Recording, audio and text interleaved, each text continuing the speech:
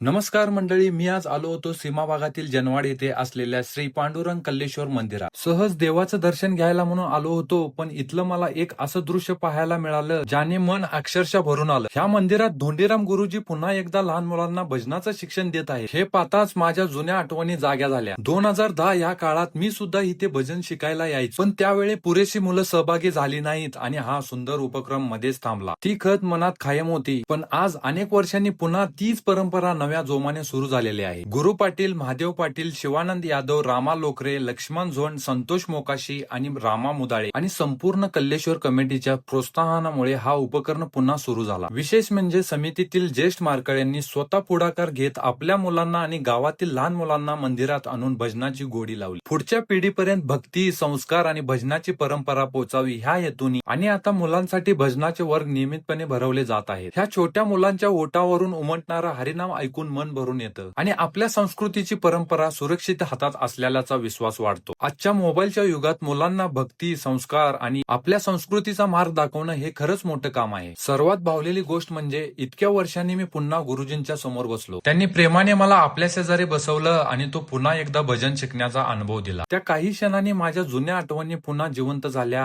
आणि तो आनंद शब्दात व्यक्त करणं खरंच कठीण आहे. तुमच्या घरात लहान मुलं असतील तर त्यांना एकदा नक्की ह्या मंदिरात घेऊन या. भक्ती, संस्कार आणि आपल्या परंपरेची ओळख करून द्या, कारण परंपरा जिवंत राहते ती पुढच्या पिढीमुळे आणि पुढची पिढी घडते ती संस्कार, श्रद्धा आणि भक्तीमुळे. हा व्हिडिओ तुम्हाला आवडला असेल तर लाईक करा, शेअर करा, फॉलो करायला विसरू नका. रामकृष्ण हरी.